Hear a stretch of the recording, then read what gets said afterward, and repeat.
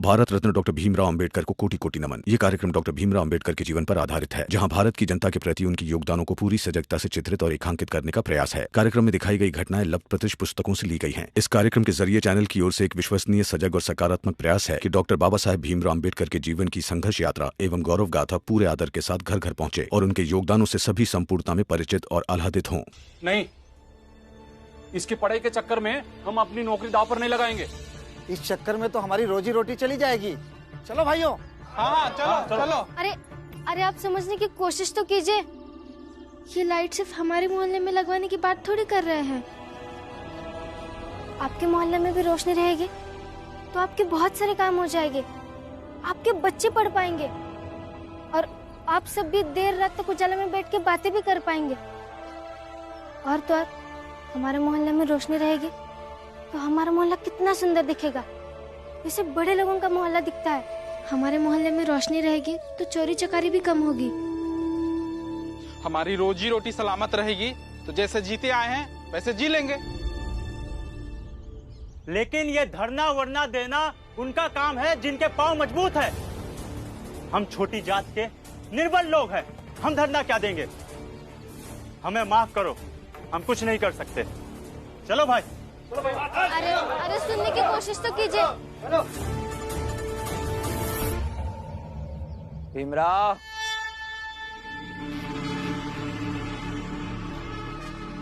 चाल अच्छी थी, सच में चाल अच्छी थी।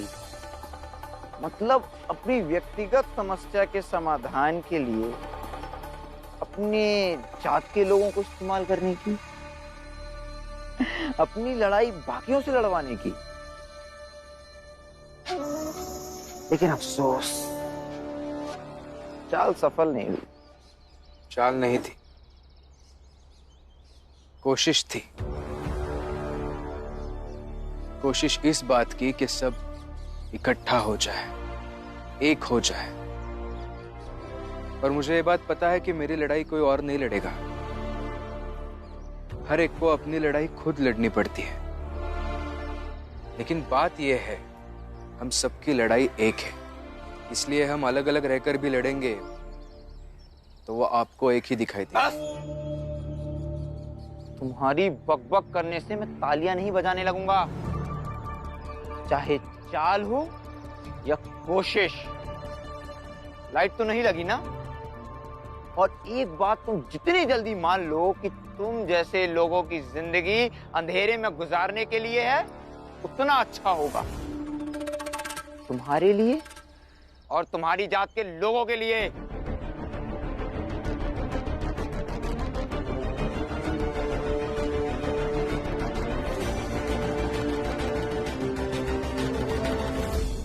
मैं कुछ कहती तो फिर से आप मुझे डांट के चुप करा देते, इसलिए उसने नरोत्तम जोशी को जवाब नहीं दिया, वरना बता देती कि हमारा जन्म किस लिए हुआ है। लेकिन आप भी कुछ नहीं बोले। हर बार बोलने से नहीं होता रमा, अब कुछ कहने से ज्यादा जो आज तक नहीं हुआ वो करना जरूरी है। क्या? यही कि हमारी जात के लोग रोशनी का महत्व समझे, अपनी बात रखने की और ना पूरी होने पर उसके लिए आवाज उठाने की हिम्मत दिखाए। उससे पहले हमें उनके मन को यह विश्वास दिलाना होगा कि वो जो काम करते हैं वो छोटा नहीं है और सरकार को भी उनके काम की कदर करनी पड़ेगी। लेकिन ये सब होगा कैसे? पता नहीं, लेकिन कुछ ना कुछ उपाय निकालना पड़ेगा। बाबा भी यही आ रहे हैं, उनसे बात करेंगे। अरे सुनो जोकू भैया, पुलिया भाई, हितेश जी जल्दी आओ। अरे क्या हुआ, काहे चिल्ला रहे हो? अरे भीम और राम जी ताड़ के बाहर सभा कर रहे थे और इस प्रकार चर्चा कर रहे हैं कि कैसे इस मोहल्ले में लाइट लगाई जाए। अरे ये राम जी भी ना बड़ा ढुलमुल आदमी है। कल रात में कह के गया था कि ये भीम अब लालटेन का नाटक नहीं करेगा और खुद वो नाटक का हिस्सा बन गया है? अरे बाप बेटवा के चक्कर में ना पता नहीं हम लोगन के का गत हुई। अरे लेकिन हियां बात करे से का हुई, वही चलत है ना। तू लोगन को लग रहा है कि चाल के बहरे खेल खेल लेंगे और हम लोग जनबे नहीं करेंगे, तो ई भरम में ना रहे। चलो हो, चलो चलो ही देश आओ नटवर, आओ लेके चलाओ। अब सुबह मुझे समझा दिया और अब खुद बेटे से समझ गए। आई, आप मत जाइए आई। अब तुम भी मुझे रोकोगे आनंद? आई क्षमा करना, लेकिन ये मोहल्ले वालों को तो मैं कुछ बोल नहीं सकता, तो आपसे आग्रह कर रहा हूँ कि मत जाओ आप वहां जाएंगी, बाबा से कुछ कहेंगी और ये मोहल्ले वालों के सामने आप दोनों का अपमान होगा ही, और हमको अच्छा नहीं लगेगा ये। जीजाबाई, आनंद सही तो कह रहा है। राम जी जब घर आ जाए तो जो कहना है कह देना। ऐसे पति पत्नी का झगड़ा सबके सामने अच्छा नहीं लगता है।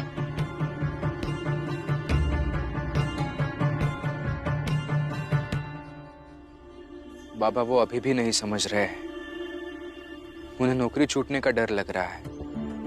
और वो कह रहे कि उनको रोशनी की कोई जरूरत नहीं है, जैसे है वैसे ही ठीक है। यही तो सबसे बड़ी दिक्कत है ना, इस समाज ने साजिश के तहत उन लोगों को ऐसा बना के रखा है कि अंधेरे में रहना उन्हें असामान्य बात लगती ही नहीं है। बाबा उन्हें बताना पड़ेगा कि रोशनी उनका अधिकार है और अंधेरा उनसे क्या क्या छीन सकता है,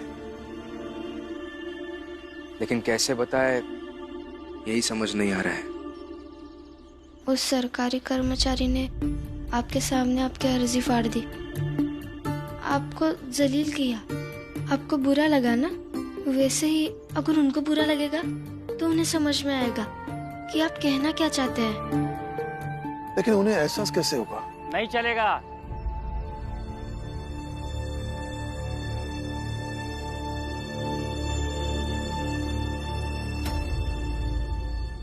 राम जी, ऐसा नहीं चलेगा। इस चाल की सभा यहाँ काहे हो रही है? अरे जब तय भवा रहा कि कोनो नया नाटक नहीं चाहिए तो फिर यहाँ काहे पंचायत कर रहे हो? देखिए, कल रात मैंने आप सबसे जो बात कही थी वो भीम को लेकर मेरी एक अलग चिंता थी, लेकिन सोचिए अगर चाल में रोशनी आ गई तो। तुम न कम ही बोलो। काका, मैंने आपसे पहले भी कहा है, बाबा से ढंग से बात कीजिए और हमें जो सही लगता है हम वही करेंगे। आप ज्यादा से ज्यादा क्या कर लेंगे? हमारा सामान उठाकर फेंकेंगे ना? जाइए फेंकिए। भीम, ज्यादा बोल रहे हो। काका, समझने की कोशिश करिए, हम सब एक ही चाल में रहते हैं ना। देखिए, मैं आप सबसे फिर एक बार बड़ी विनम्रता से कहता हूँ, आपकी आवाज आप खुद बनिए, नहीं तो यह समाज गूंगा बनाकर छोड़ देगा आपको। और अगर आप आवाज नहीं उठा पा रहे हैं तो कम से कम जो उठा रहा है उसे तो मत रोकिए ना, नहीं तो हमारी जात की आने वाली पीढ़ियों के लिए और उनके भविष्य के लिए आप हमेशा के लिए गुनहगार बन के रह जाओगे। फिर भी आपकी मर्जी है, आपको जो सही लगता है वो आप कीजिए, लेकिन हम वही करेंगे जो हमें सही लगता है। तो फिर मरो। चलो चलो। चला।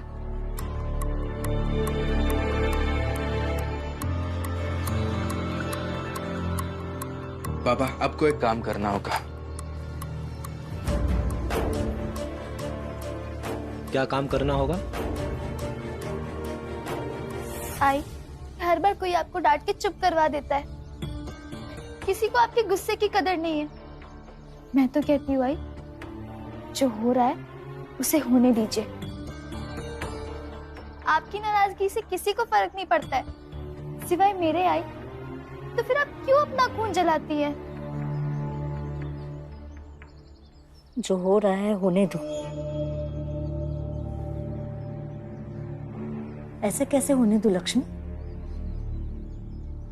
चाल वालों को थोड़ी भी परेशानी हो जाती है ना तो सब कुछ भीम पर थोप देते हैं, भला बुरा कहकर अपना मन हल्का कर लेते हैं। लेकिन मैं सिर्फ और सिर्फ उस भीम की वजह से ना तो इस घर की ढंग से बहू बन पाई, ना उनकी पत्नी, और ना ही कभी मां बनने का सुख मिल पाया है मुझे। इतने सालों तक जो दुख सहा है ना मैंने, उतना ही दुख उस भीम को दिए बगैर मेरे मन को शांति नहीं मिलेगी। इसलिए जो हो रहा है वो चुपचाप होने नहीं दे सकती हूं मैं। अरे राम जी, अब भीमराव बहुत बढ़ रहे हैं, कुछ तो इंतजाम करवे पड़ी। अरे कौनो फिक्र ना है उन लोगों को, हम लोगों की साफ साफ कह दिए कि जौन मन हो तौन करो। हाँ तो बोलबे करेंगे ना। अब तो गवर्नर तक से पहुंच गई है तो काहे ना कहेंगे। नहीं,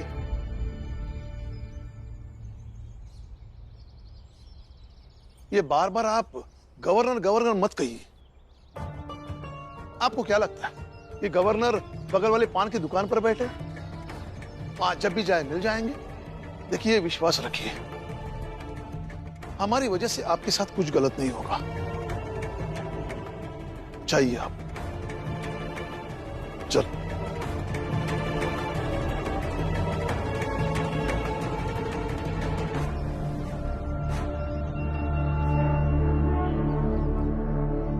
ये भीम नहीं आया?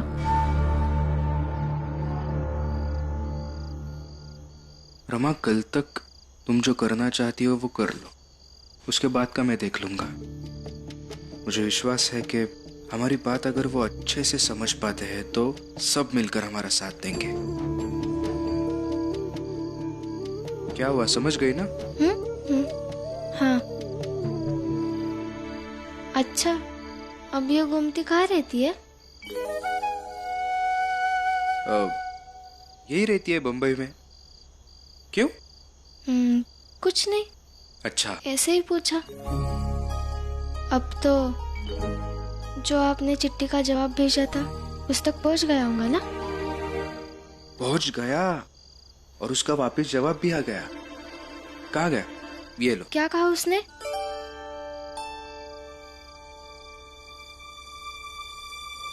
ये देखो। अरे, मैं तो हमेशा भूल जाता हूँ कि तुम पढ़ी लिखी नहीं हो। छोड़ो, इसमें यह लिखा है कि गोमती मुझसे मिलने वाली है। तुम भी चलोगी उससे मिलने? मैं क्यों आऊं? कौन है उम्मीद?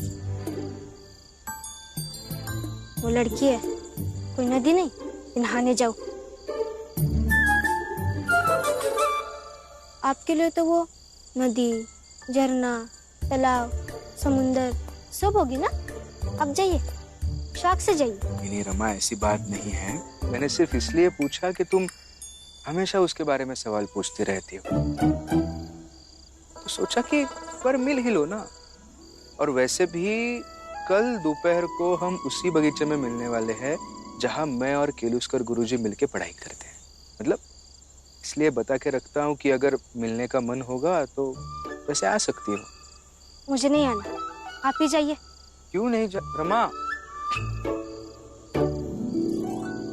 मुझे पता है रमा, कल तुम जरूर आओगी और मैं भी तुम्हें सब सच बता दूंगा।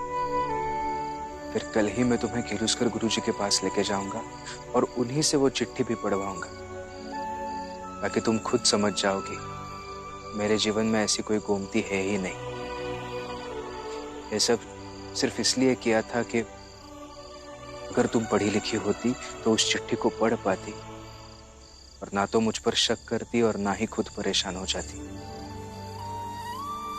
अब पढ़ाई का महत्व तुम जरूर समझ पाओगी रमा।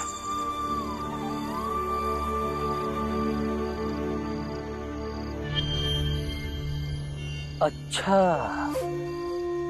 मतलब चिट्ठी में गोमती नाम की लड़की का खेल। मालिक, आजकल चाल में बस दो ही खेल चल रहा है। पहला, वो भीमराव किसी भी तरह से चाल में लाइट लगवाना चाहता है, और दूसरा, वो अब रमा को भी पढ़ाना चाहता है। उसके लिए वो एक झूठ मूठ की लड़की गोमती पैदा की है।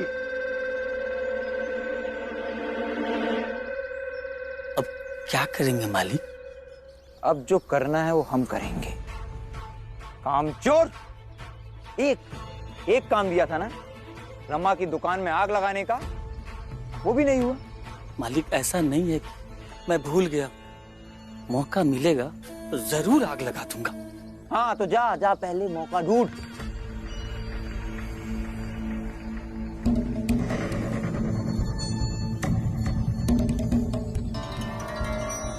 गोमती,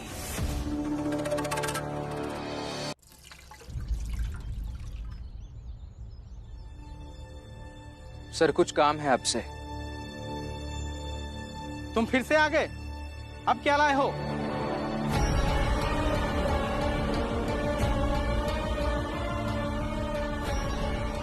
सर क्या नाटक लगा रखा है? कल भी बुला के इकट्ठा किया था और आज भी पता नहीं क्या कहने ले जा रहे हैं। हमने कहा ना, हम कोई मदद नहीं कर पाएंगे। बस एक बार हम जहाँ ले जा रहे हैं वहाँ चलिए, फिर हम आपको कभी परेशान नहीं करेंगे। लेकिन हम जा कहाँ रहे हैं? बस अब भी पता चलेगा, चलिए। फिर से मुंह उठाकर आ गए, चल भाग यहाँ से। देखिए, ये सिर्फ मेरी अर्जी नहीं है, ये उन सब लोगों का निवेदन है जो आपकी महानगर पालिका में सफाई कर्मचारी है। वो लोग चाहते हैं कि उनके मोहल्ले में भी इस तरह की लाइट लगाई जाए। यही रुक कर देखिए और समझ सकते हैं तो समझिए।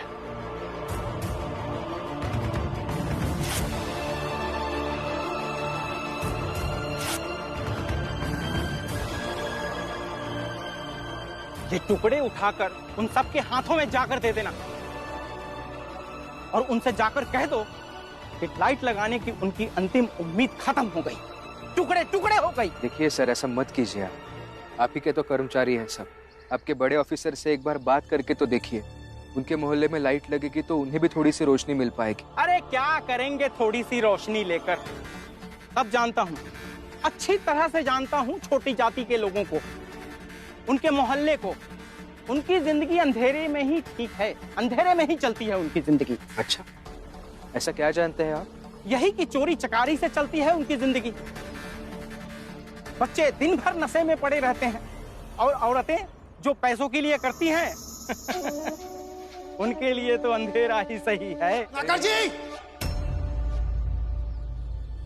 ज्यादा मत बोलिए। अब हम नहीं बोलते हैं तो क्या हमें नहीं पता है कि आप दिया में तेल भरते भरते तेल चुरा लेते हैं? चुप कर। यहाँ वहाँ घूमकर साफ करने का काम है ना तुम्हारा, वहीं रहो। मुझे मेरा काम मत समझाओ। देखिए, हम अपना काम ईमानदारी से कर रहे हैं। बेहतर होगा कि आप भी अपना काम ईमानदारी से करें, नहीं तो हम आपकी शिकायत बड़े अधिकारी से करेंगे। कौन सुनेगा तुम्हारी? किससे कहोगे? तुम्हारी जात के लोग तुम्हारी तरह छोटे पद पर हैं और जो बड़े पद पर हैं वो ऊंची जात के लोग हैं। तो कौन सुनेगा तुम्हारी?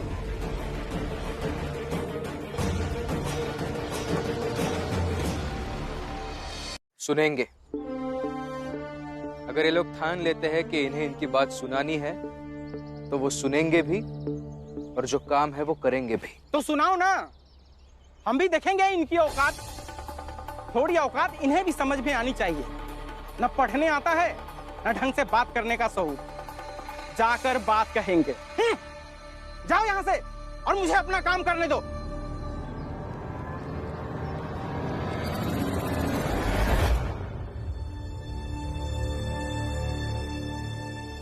रत्नाकर जी, दिए में तेल तभी डाला जाएगा जब हमारे मोहल्ले में दिए का खंभा लगाया जाएगा। तो भाइयों, हाँ। पागल हो गए क्या तुम सब? हाँ, हम पागल हो गए हैं और अब अपना पागलपन दिखाएंगे। हम अभी जाकर के अपने अधिकारी से बात करेंगे। रत्नाकर जी, अगर आपको भी चल के देखना है तो देखिए, हम भले ही अनपढ़ गवार हैं लेकिन अपनी मांग सही से करेंगे। अगर उन्होंने मना किया तो हम उन्हें मजबूर भी सही से करेंगे।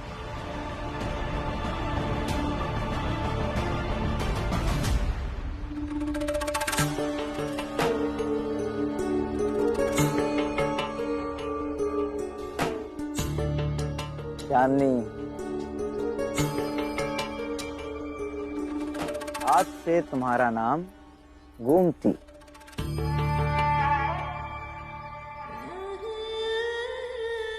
गोमती। सही समय पर घूमती बनकर उस भीमराव से मिलूं। बाकी मैं संभाल लूंगा।